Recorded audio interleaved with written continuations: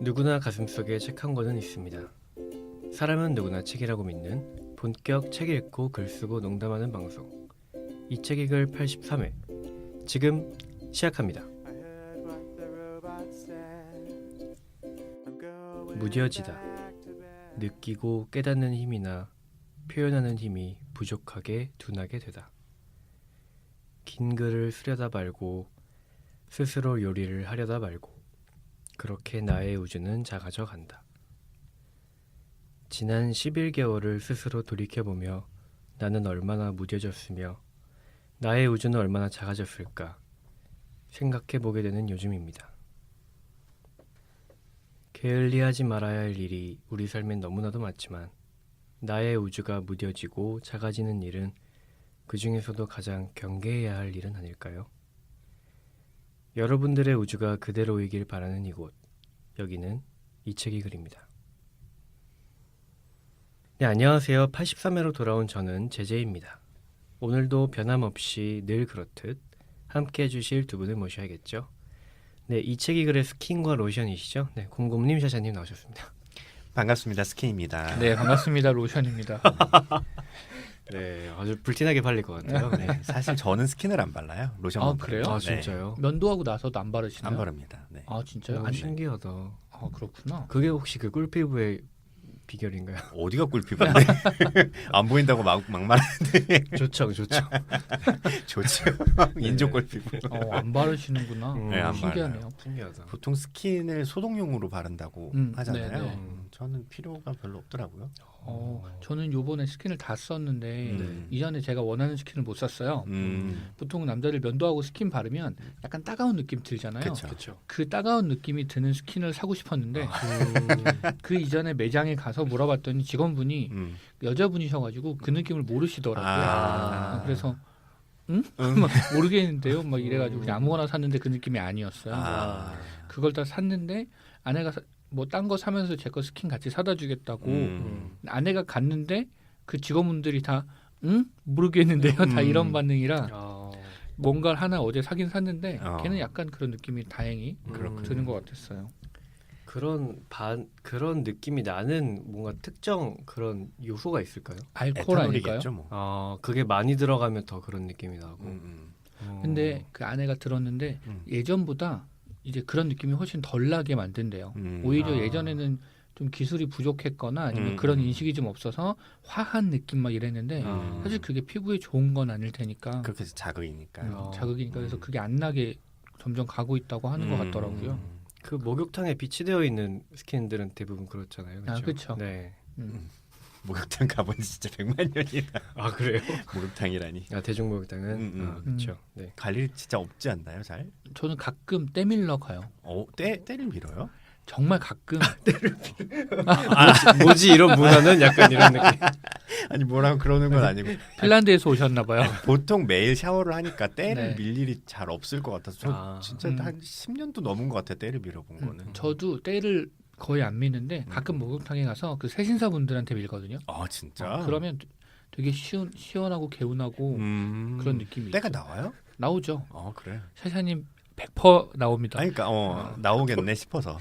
아니, 지금 이거 들으시는 청취자분들은 내가 니네 근황을 다 들어주겠는데 이제 하다 때 얘기까지 갑자기 약간 끄실 수도 있겠다는 생각이 갑자기. 자, 제재님 어떻게 지내셨나요? 저는 그 온수 매트 오. 가 이제 집에 가족들이 장만을 해서 경동나비엔.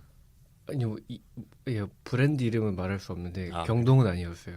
경동은 말할 수 있는데 딴 건 말할 수 없어. 왜지? 그런가? 우리 경동한테 뭐 받았니? 그 1월 온수 매트라고 요즘 홈쇼핑에 많이 나오는데 그 저희 가족이 다 그걸 쓰게 됐거든요. 근데 가족이 다라 하면 가족 수대로 4개? 예. 그래서 이제 누구한테 사기당한 건 아니고. 그런 건 전혀 아니고요. 그래서 이제 홈쇼핑 아니라 무슨 다이아몬드 아니 피라미드. 그런 거 아니고요. 근데 한번 써봤는데 진짜 추천드려요. 전기장판이랑 느낌이 달라요. 아, 그래요? 전기장판 쓰시나요? 아니요. 저 전기장판 산 지 얼마 안 되는데. 근데 그 전기장판은 따뜻하긴 한데 일어나면 그 약간 뭔가 찌뿌둥한 느낌이 있거든요. 그래요. 예. 근데 온수 매트는 되게 은은한 따뜻함. 어쨌든 그 물을 데워서 하는 거기 때문에 좀 덜하더라고요.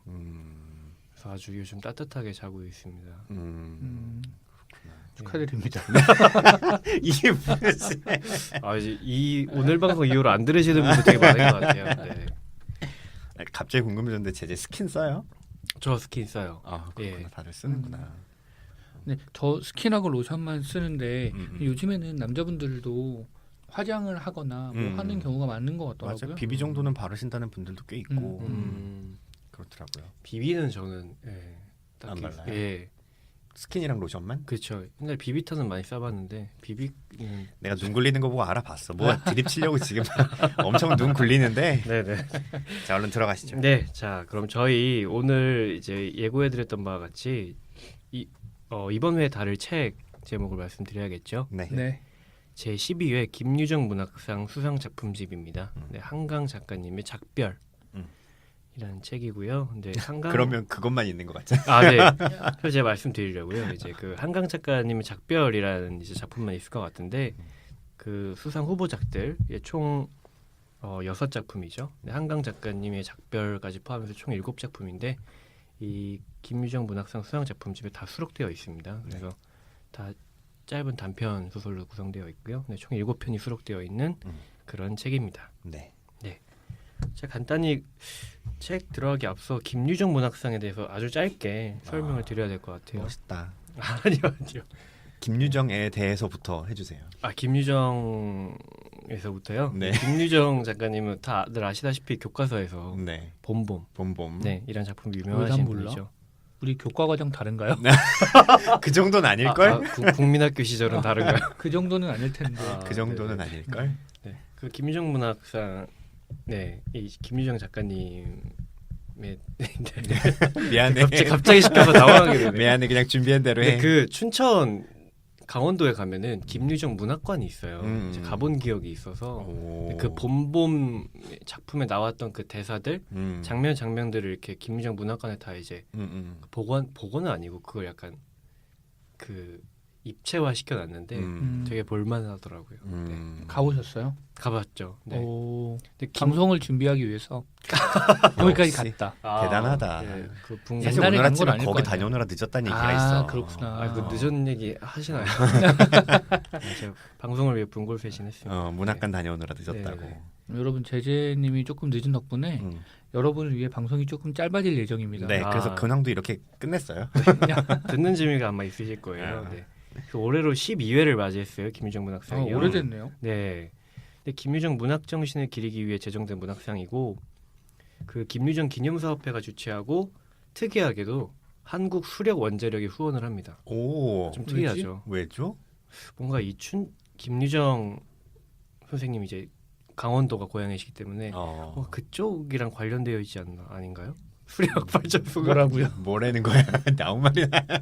수력 원자력에서 네, 이름은 수력이 앞이지만 메인은 원자력이 아닐까요? 그렇겠죠. 네. 왜 그런 건가? 알고 보면 김유정 작가님이 원자력 박사였다던가 핵 물리학자. 물리학자한테 글을 썼다던가. 멋있다. 자, 그럴 리가 없겠죠. 네, 지하 벙커에 숨어서. 네. 자, 이렇게 아무것도 모르는 이 책이 그립니다.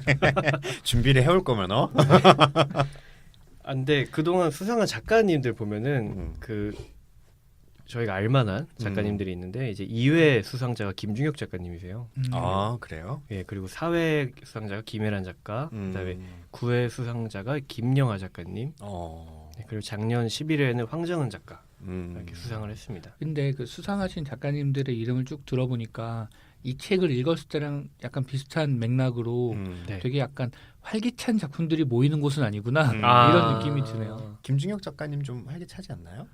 그렇긴 한데 그런 식의 느낌에 그분도 어쨌든 메이저로 활기찬 느낌은 좀 아니야. 마이너의 활기찬 느낌. 그렇죠. 네. 그런 이제 문학상이고요. 네. 저희 여기 수록되어 있는 작품들 소개를 간단하게 해드릴게요. 일단 수상작은 한강 작가님의 작별이라는 작품이고요. 그다음에 강화길 작가의 소원, 권여선 작가의 희박한 마음, 김혜진 작가의 동네 사람, 이승우 작가의 소돔의 하룻밤, 그다음에 정희연 작가의 언니, 그다음에 정지돈 작가의 빛은 어디에서나 온다. 이렇게 영어잖아요, 제목. 예, Live from Anywhere. 네, 이렇게 수록되어 있습니다. 아이고. 방금 얘기한 건 거짓말은 어디에서나 온다 같았는데. 네, 뭐 이렇게 수록되어 있고요. 일단 저희가 수상작이 한강 작가님 작별이다 보기 때문에 이 작품에 대해서 좀 중점적으로 얘기를 안 할 수가 없을 것 같아요. 아무래도 네. 수상작이기 때문에. 내용을 일단 스토리를 간단하게 말씀을 드리면 어느 날 한 여자가 벤치에 앉아서 깜빡 잠이 들었다가 네, 눈을 떠보니까 눈사람으로 변해 있는 거예요. 그렇습니다. 네. 근데 이 여자는 이제 전 직장 동료인 연하남과 연애를 하고 있고 이제 다니던 회사에서 얼마 전에 권고사직을 당했던 그런 여자인데 좀 특이하죠. 약간 그 카프카의 변신? 갑자기 일어나 보니 어느 날 일어나 보니까 내가 벌레가 돼 있었다라든지 굉장히 첫 문장 읽고 뭐지? 이거다 싶어서 저는 사실 책을 골랐거든요. 아 진짜요? 네네네. 두 분은 어떻게 읽으셨나요? 오늘 그냥 근황 얘기만 할까요? 근데 이 책이 제가 교보문고 우연히 잠깐 들린 적이 있었는데 네. 소설 분야에서 1위하고 있더라고요. 아 정말요? 아무래도 한강 작가님이 요새 핫하기도 하고. 굉장히 오랜만에 시의적으로 적절한 책이 적절한 타이밍에 방송에 나간다. 아 그러네요. 이런 느낌일까요? 아 그렇습니다. 저희 오늘 녹음해서 오늘 올릴 거예요. 네. 저희 12월 1일에 녹음하고 있습니다. 아니야 방심하시면 안 돼요. 내일 밤에 올라갈 수도 있어요. 그럴 수도 있습니다. 네, 그렇죠. 네. 곰곰님 어떻게 읽으셨나요? 개인적으로 이 한강 작가님의 작별이라는 작품은? 저는 이 작품을 포함해서 네. 전체적으로 이 책에 대한 얘기를 하자면 네. 이런 종류의 소설을 오랜만에 읽은 거예요. 그래서 뭐랄까 낯설기도 하고 네. 다르게 표현하자면 신선하기도 하고 근데 신선하다는 것도 좀 웃기는 표현이긴 하죠. 왜냐하면 이런 책들이 어쨌든 문단계에서 이런 작품들이 메인이고 주류일 수도 있는데 저는 이런 걸 많이 보지 않아서 그리고 이런 기승전결로 딱 떨어지지 않는 얘기들이 많잖아요. 그렇죠. 그것도 되게 약간 낯설고 그런 느낌이 있었는데 개인적으로는 제재 거를 계속 읽는데 낯설어요? 제재 글을 계속 읽는데? 그래서 그런 느낌 들었어요. 이 책을 읽으면서 그래 제재니까 이걸 골랐구나 이런 느낌도 같이 있었어요. 그래서 개인적으로는 재미있는 작품들이랑 네. 이건 뭐지 싶은 작품들이 좀 섞여 있었던 것 같은 그런 느낌이 좀 있었어요. 네. 자 명확하게 나눠주세요. 이따가 나눠드릴게요. 근데 굳이 좋게 우리 생각을 해보자면 요즘에는 그렇잖아요. 좋아하는 것만 보게 되잖아요. 내가 몇 개를 좋아하면 내가 더 좋아할 거라고 추천해주는 것들을 보게 되고 맞아요. 그래서 뭐 싫어하는 건 아니니까 낯설거나 접해보지 않았던 것들을 읽어보는 건 좋은 경험이었던 것 같아요.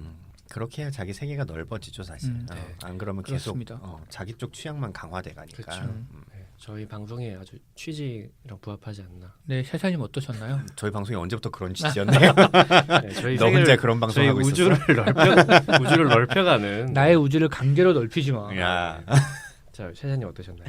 저도 되게 좋게 잘 읽었어요. 사실 그래 뭐가 좋다 이렇게 말하는 건 좀 유치하긴 하지만 들어가면서 그런 마음은 있었거든요. 이제 그 작별이 표제작이니까 표제작을 제외한 다른 것 중에 하나를 좋아해야지 가장 좋은 작품은 그걸 뽑아야지 이렇게 마음을 먹고 들어갔는데 표제작이 제일 좋더라고요.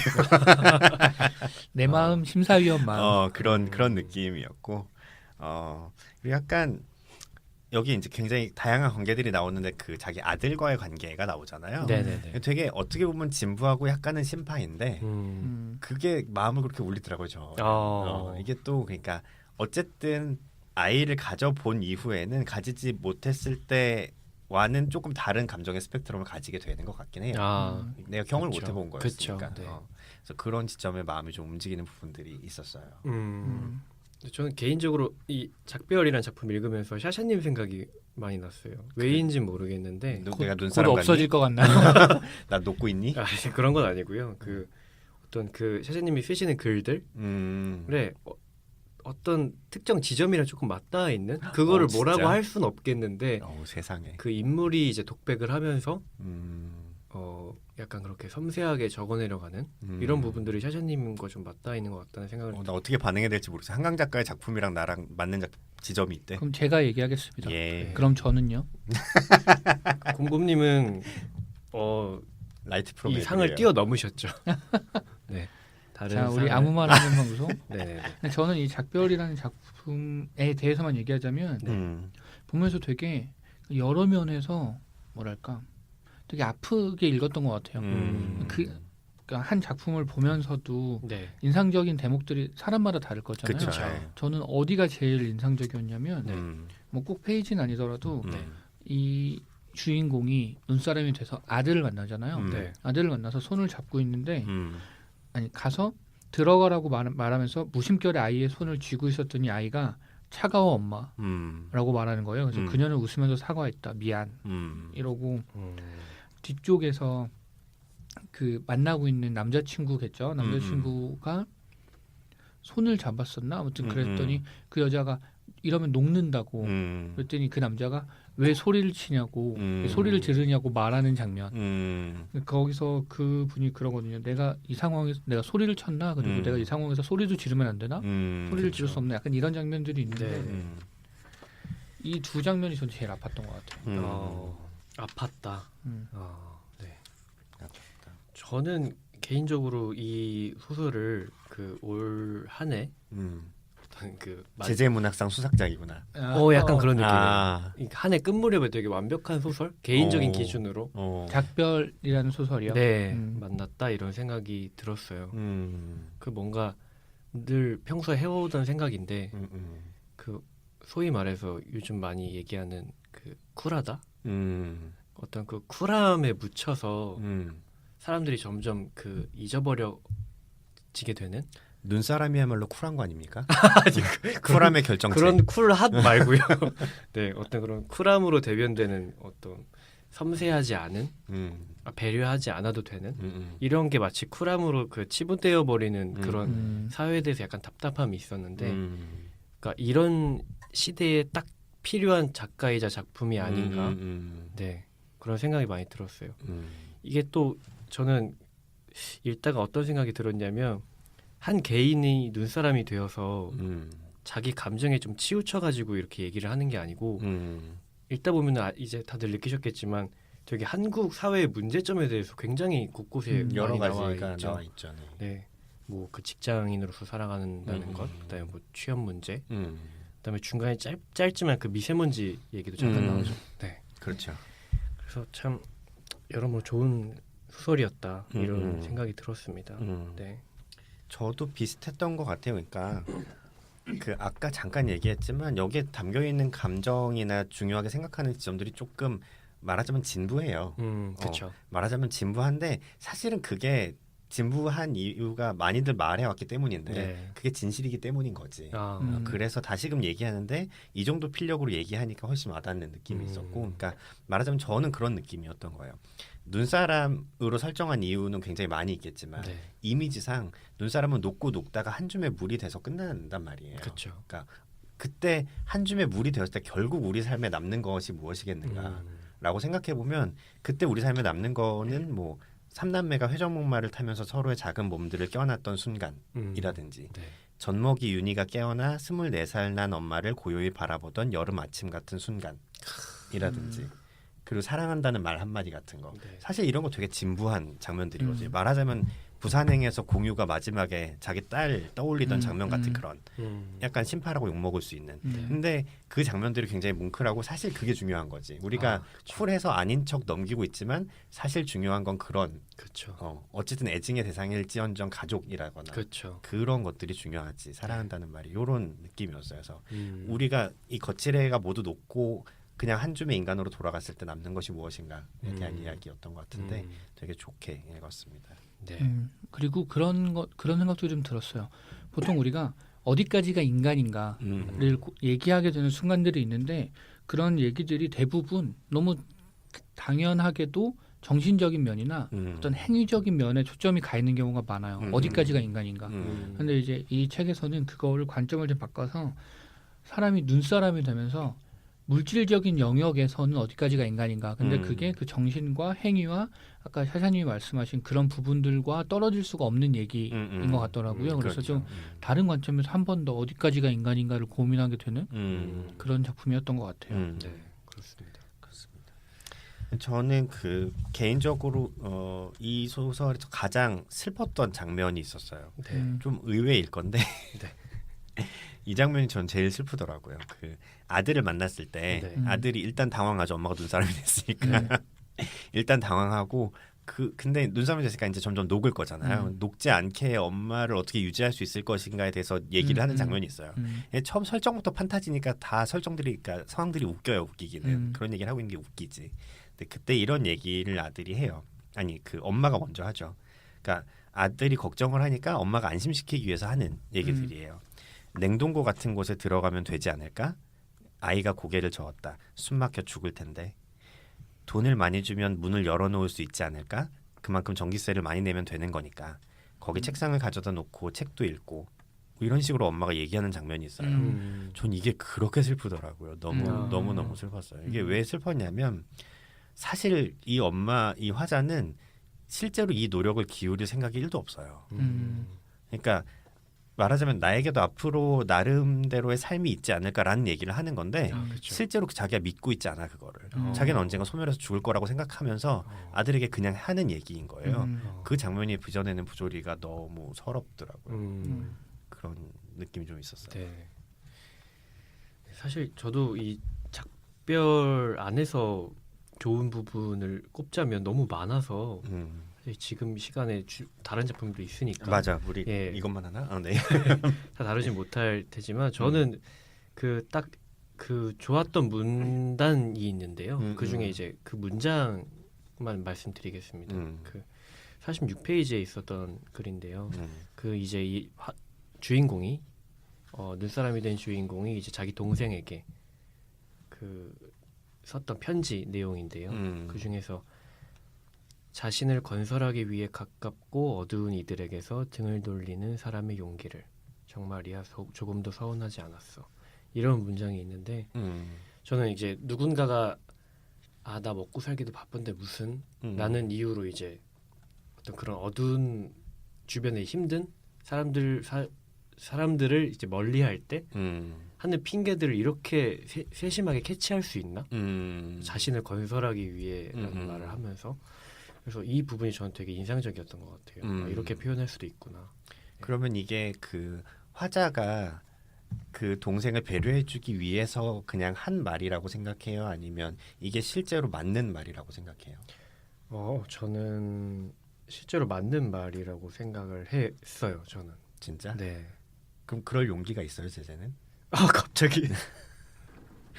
저요.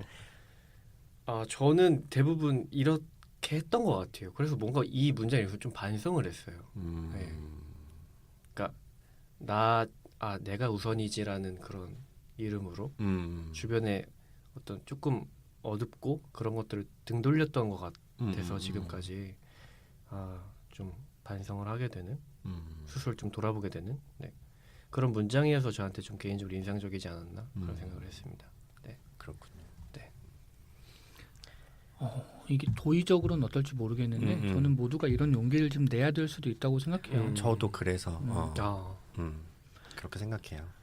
한국에서는 더군다나 그러면 안 된다고 생각하는 부분들이 많이 있는 것 같은데 결국에는 개인이 서야 되는 게 맞죠. 그렇죠. 어쩔 수 없어서 서로 갖고 있는 관계는 서로에게 독이니까 그렇죠. 네. 좀 생각할 필요가 있습니다. 제 옛날에 썼던 저희 거기에서 썼던 작품 중에 그거 있잖아요. 왜 가족이 찾아와가지고 돈 달라 그러고 막 그랬던 맞아요. 그런 느낌으로 오빠가 그랬지. 오빠가 그랬죠. 항상 오빠가 그래. 마지막에 엄마한테 연락 오고 저 없었을 때 했던 글인가요? 있었던 것 같은데. 그래요? 그런 것 같아요. 누구나 자기가 할 수 있는 만큼만 해야 되는 것 같아요. 그러니까 내가 할 수 있는 만큼을 넘어섰지만 저들을 위해서라던가 아니면 나의 마음의 죄책감이나 그것을 위해서 하고 있으면 모두가 불행해지는 맞아요. 것 같아요. 물론 내가 할 수 있는 만큼 하면 부족하겠지. 근데 그것은 그쪽에서 감당해야 될 몫인 거예요. 맞아요. 사실은. 근데 그거를 보살펴 줄 수는 있겠지만 글쎄요. 항상 제가 아내랑 TV를 보면서 아니면 뭐 딴 걸 하면서 어떤 컨텐츠를 보면서 항상 하는 얘기나 들은 느낌이 뭐냐면 적당히 해야지. 그래. 뭐든지 무슨 일이든 일어날 수 있고 무슨 음. 말이든 할 수 있고 어떤 상황이든 벌어질 수 있는데 적당히 해야 돼요. 그게 어렵겠지만 그게 너무 중요한 것 같습니다. 네. 맞아요. 약간 어떤 면으로는 어른이 된다는 건 죄책감을 견디는 방법을 아는 것인 것 같기도 해요. 그러니까 죄책감이라는 거는 끝까지 완전히 사라질 수는 없는 것 같아요. 네. 내가 아무리 이 사람을 어떤 식으로 끝까지 보살핀다 그래도 그렇죠. 끝까지 사라질 수는 없는 것 네. 같아요. 그래서 적당히 내가 할 수 있는 만큼 하면서 죄책감이 끝까지 사라질 수 없다는 거를 인정하고 사는 거 중요하지 않을까. 이 네. 작품 안에서 음. 부모님한테 전화하잖아요. 음. 남동생한테 연락을 결국엔 안 하지 않나요? 네, 맞습니다. 그렇죠. 네, 네. 안 하죠. 연락을 하려다가 그때 그렇죠. 썼던 그 쪽지로 충분하다 네. 그러고 넘어가죠. 네. 서문에 보면 그렇게 나옵니다. 부모님께 안부 전화를 걸고 남동생에게 연락을 한다라고 서문이 아니고 수상에 대한 편 그 심사위원들이 이렇게 썼어요. 심사위원들 되게 나이브하지 않았나. 제대로 안 읽으셨구나. 아이고. 그래. 그리고 그러네요. 저는 수상 그 심사위원들의 평 중에 이게 뭐 그 어디까지가 사람인가라는 의문을 던진다 이렇게 얘기한 부분이 있는데 저는 그렇게 다가오지는 않았었거든요. 그래서 그런 부분도 다르구나 하고 생각했었어요. 저는 그냥 이렇게 서서히 소멸해가는 인간에 대한 이야기라고 생각을 했었기 때문에 네. 시한폭탄을 매달고 있는 게 아니라 눈사람으로 설정한 이유는 언젠가 우리가 단절되듯이 인간을 벗어버리게 되는 게 아니라 그냥 서서히 이렇게 사라져가는 그런 느낌이라고 생각을 해서 네. 다르구나 하는 생각을 좀 했습니다. 사실 그래서 눈사람이 된다는 것도 어찌 보면 되게 좀 큰 비유, 그렇죠. 아주 좋은 비유가 아니었나 싶은 생각도 듭니다. 그래서 다 우리는 녹아가고 있는 중이죠. 우리도 한 3분의 1쯤은 녹았지, 한 무릎까지는 녹았겠지. 무릎 나는 시력부터 녹은 것 같은데.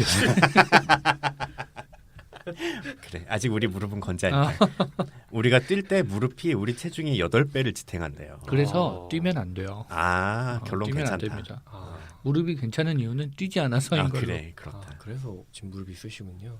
네. 저희 그래서 이제 또 다른 소설 중에 혹시 인상 깊었던 소설들이 있으신지 공검님.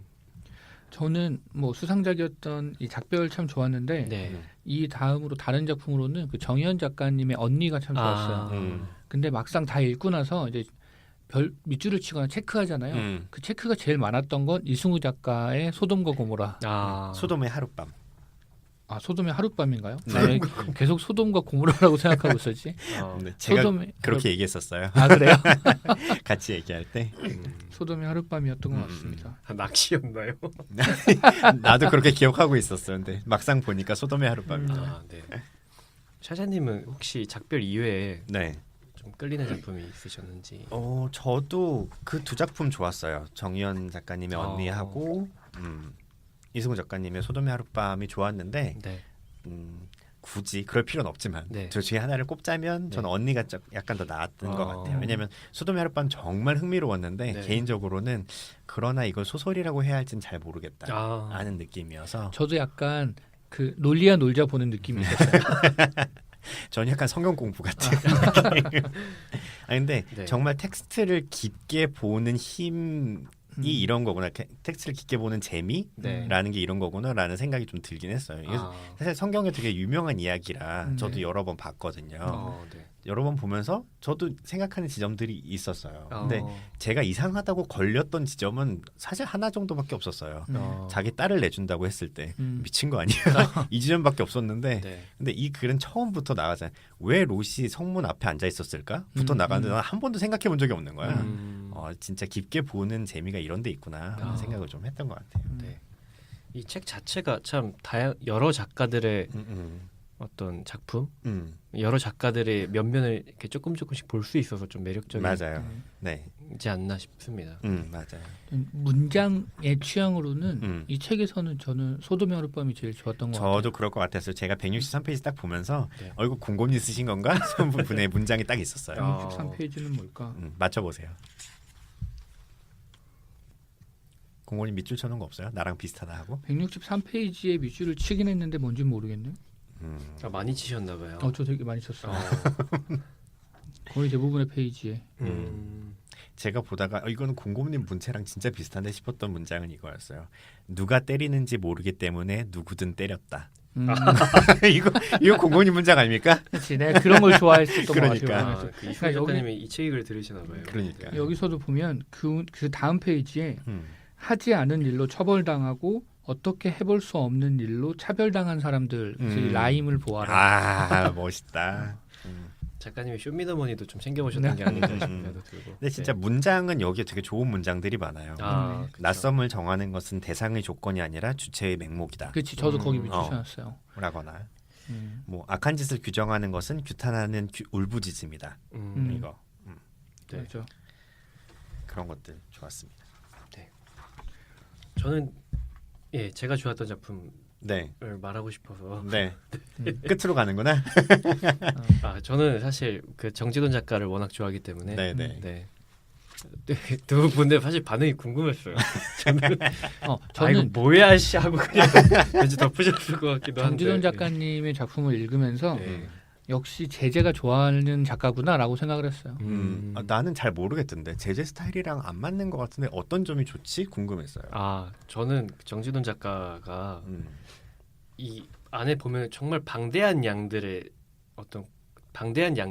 양들의 지식들을 콜라주한 작품처럼 저는 항상 느끼거든요. 근데 이 신기한 게 여기 들어가 있는 내용들이 다 허구가 아니고 다 실제로 좀만 찾아보면 정말 사람들이 검색도 잘 하지 않는 하지만 실제로 있었던 정보들이에요.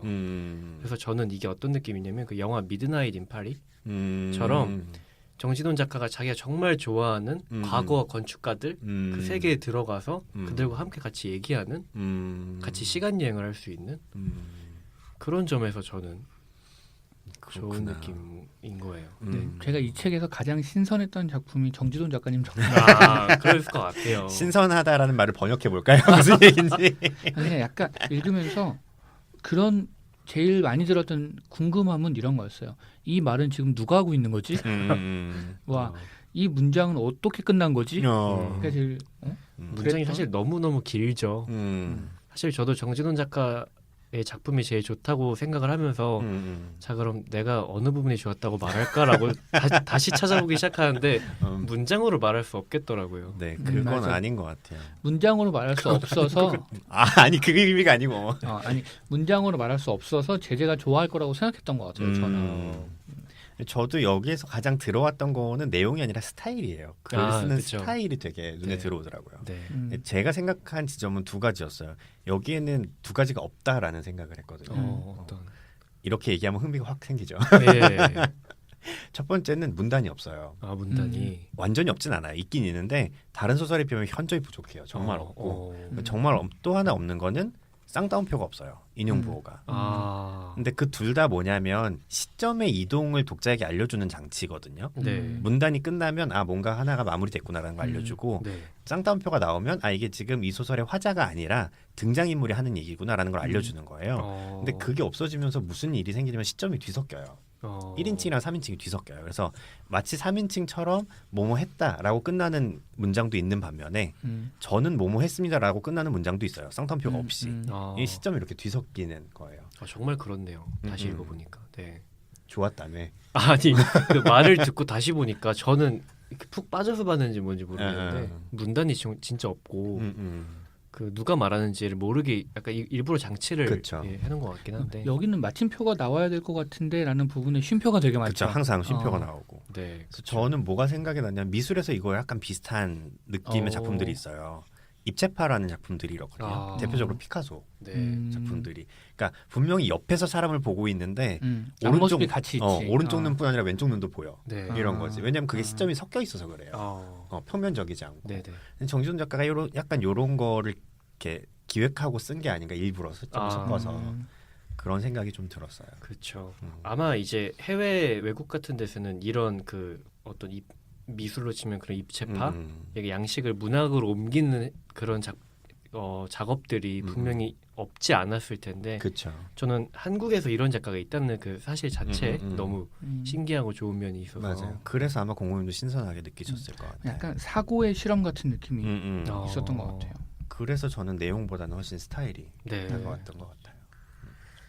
실제로 저는 그 정진원 작가님 인스타를 팔로우하고 있는데 네, 그 이번 여름이었나요?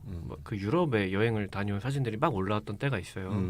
실제로 이 작품이 그 작품 맨 마지막에 나오지만 그 올해 5월에 열렸던 베니스 비엔날레 네. 건축전 그 한국관에서 이 정진원 작가가 이 작품을 낭독회를 했어요. 퍼포먼스로. 네. 그래서 이 작품이 그 작품이구나. 그러면서 되게 흥미롭게 읽었다. 되게 궁금하다.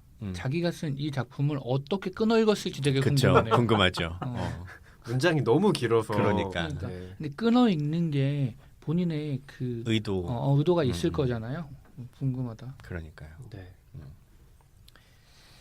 제재님 혹시 네. 다른 작품 얘기해도 되나요?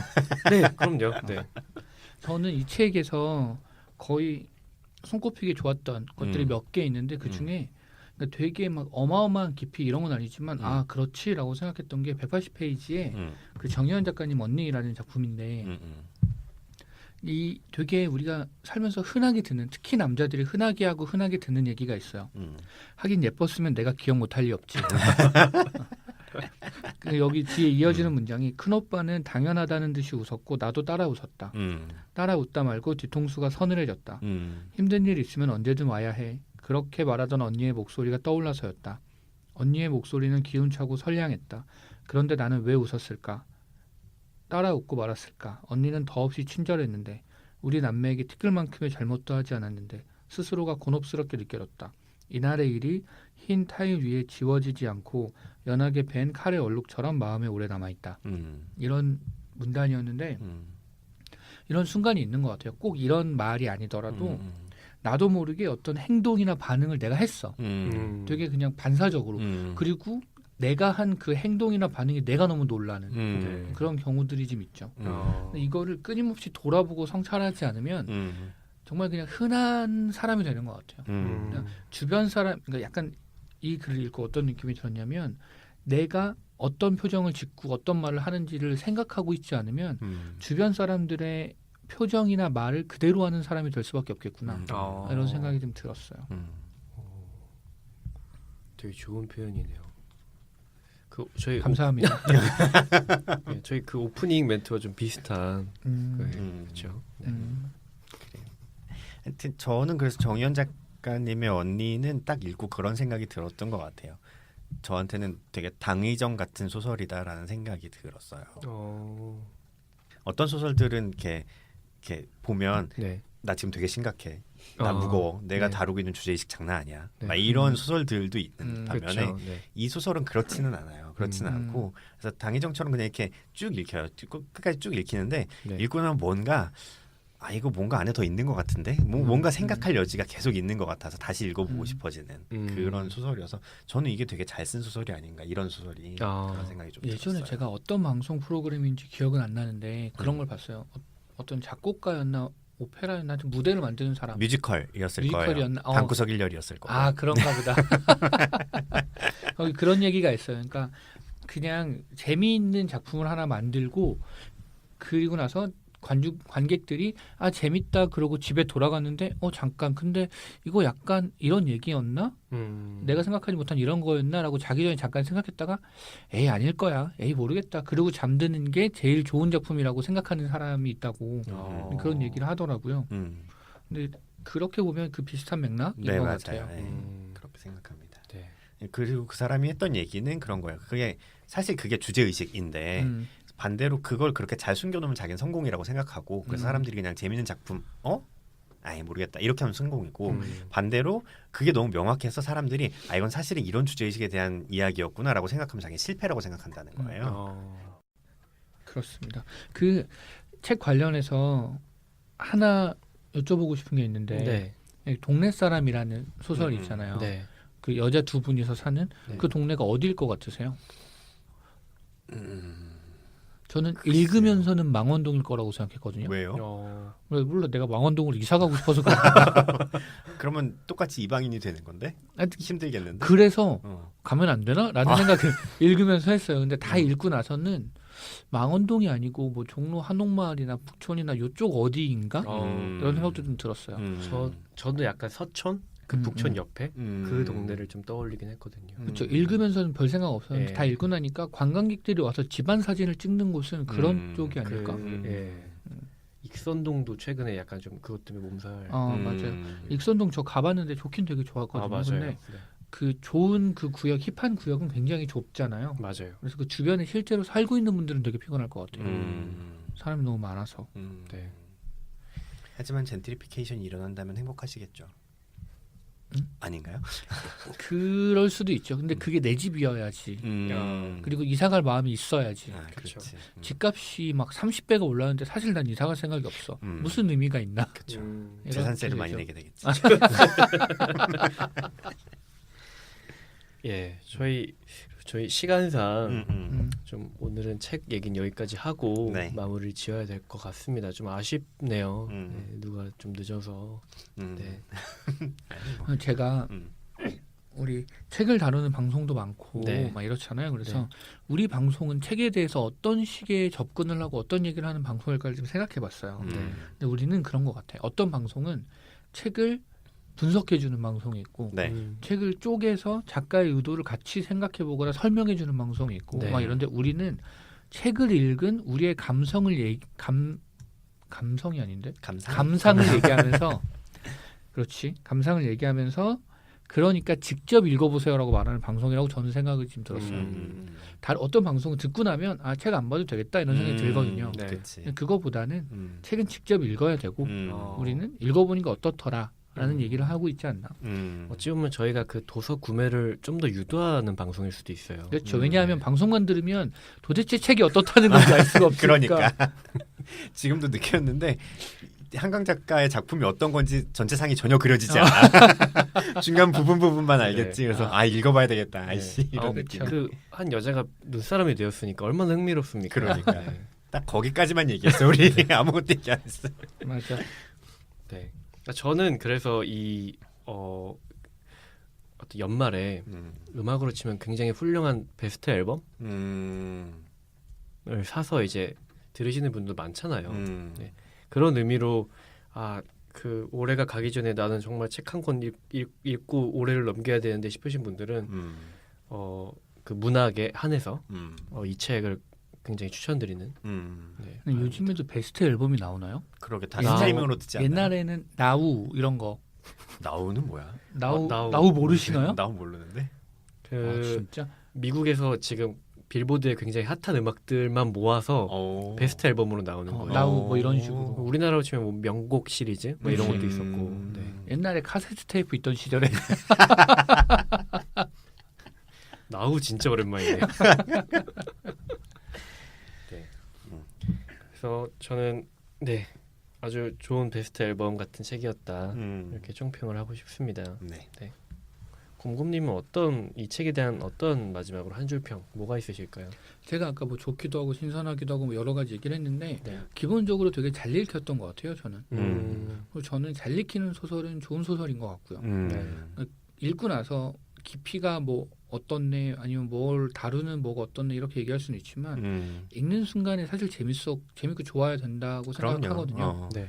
그리고 아무리 좋은 의미가 있어도 잘 안 읽히면 좋은 소설은 아닌 것 같아요. 근데 물론 그런 것도 있지. 일부러 잘 안 읽히게 쓴 소설도 있죠.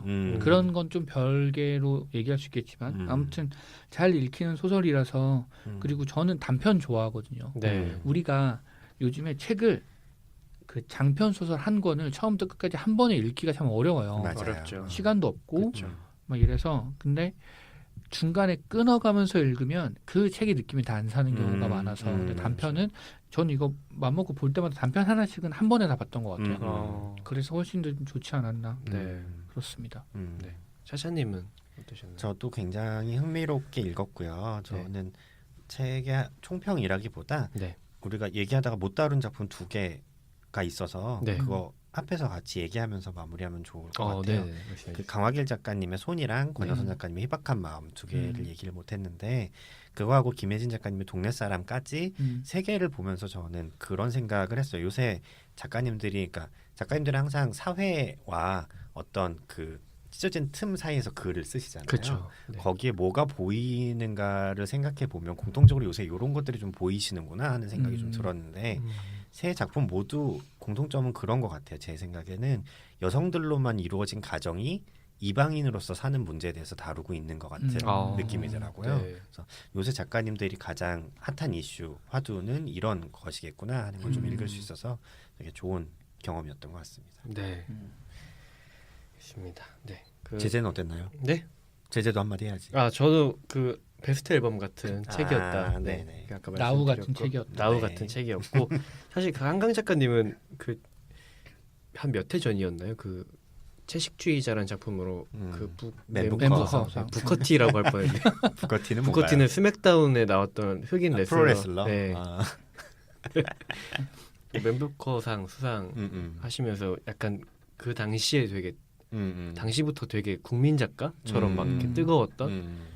근데 이 작품을 읽으면서 이런 깊이, 이런 섬세함이 정말 지금 우리에게 가장 필요한 그런 어떤 뭐 덕목이라고까지는 못하겠고요. 가장 필요한 시점이 아닌가 그런 생각이 들었습니다. 누군가는 이렇게 섬세하게 계속 봐줘야죠. 우리가 점점 무뎌지고 있기 때문에. 그렇죠. 네, 그렇습니다. 네, 그럼 저희 오늘 책은 여기까지 마무리하도록 하고요. 네. 저희 다음 책 혹시 정해졌나요? 네, 다음 책 제가 네. 정했고요. 네. 다음 책은 그 재현주라는 저자의 일하는 마음이라는 책입니다. 일하는 마음. 일하는 마음. 이분이 네. 예전에 내리막 세상에서 일하는 노마드를 위한 안내서라는 네. 책을 쓰셨고 네네. 이 책도 저희가 방송 때 한번 다뤘었어요. 네, 맞아요. 그때 아마 제재 없었을 네, 그랬던 것 거고. 같아요. 네. 그렇습니다. 이분이 쓰신 책이고 음. 그 뒤쪽에 설명을 보자면 이를 보는 성숙한 관점부터 나를 성장시키는 현명한 태도까지 더 유능하고 가치 있게 일하기 위한 일의 철학 이렇게 되어 있는데 그냥 단순히 아직 다 읽어보지는 않았는데 단순히 어떻게 하면 일을 잘할 거냐에 대한 문제가 아니고 사실 우리가 살면서 일을 안 하고 살 수 있는 경우가 거의 없잖아요. 맞아요. 그렇죠? 네. 돈을 벌기 위해서든 아니면 뭐 자기 뭐 자아 실현을 위해서든 어떤 식으로든 일을 하는데 그 일을 할 때에 어떤 마음가짐으로 하는 게 좋은 것인가 그리고 일에 대한 철학은 어떤 것인가 네. 뭐 이런 내용일 것 같아서 좀 기대하고 있습니다. 네. 네. 기대가 되네요. 전혀 기대가 되지 않는 얼굴로. 아니, 사실 제가 요새 굉장히 일하고 싶은 마음이거든요. 근데 일하는 마음이라니. 그렇지. 제재는 일하고 싶은 마음이구나. 네. 근데 일하고 싶은 마음과 일하는 마음은 전혀 달라요. 두 분 표정에서도 알 수 있습니다. 아마 반대쪽 극단일걸? 그렇습니다. 네, 저희 오늘 그럼 방송 마무리 해야 될 텐데요. 네, 곰곰님 오늘 방송 어떠셨나요? 네, 제재님. 네, 샤샤님 어떠셨나요? 누가 한 사람 더 있었으면 좋겠어요. 노금기님. 네. 같은 책 읽고 같이 이렇게 얘기하는 거 참 늘 느끼지만 좋은 것 같습니다. 네, 네. 곰곰님. 저는 요번에 요 작별을 읽으면서 진짜로 소설을 좀 많이 봐야겠다 이런 생각이 좀 들었던 것 같아요. 네. 저 얘기하신 지 몇 년 되신 것 같은데. 그렇습니다. 네, 저희가 무려 83회입니다 지금. 그래 심지어 다음에 고른 책도 소설이 아니다. 그러니까. 그러네요. 네. 항상 그렇게 얘기하고 자기계발서를 고르시고 제재가 스스로를 골라오지. 네, 저도 사실 소설을 되게 오랜만에 읽어요. 근데 내가 잊고 있었던 게 다 여기 있었구나 이런 생각이 많이 들었고요. 뭐야 저번에 걸어도 골라왔잖아. 그거는 이제 영화를 바탕으로 한 거기 때문에. 네. 그래서 소설을 정말 많이 읽어야겠다. 저도 한번 다짐을 하는 그런 시간이었습니다. 네. 네, 오늘 이 책을 얘기한 이 책의 글은 여기까지고요. 네, 저희는 다음 시간에 일하는 마음, 네, 다음 책으로 찾아뵙도록 하겠습니다. 네. 네, 지금까지 함께해 주신 청취자 여러분, 오늘도 좋은 일상 되시고요. 네, 청취해 주셔서 감사합니다. 감사합니다. 감사합니다.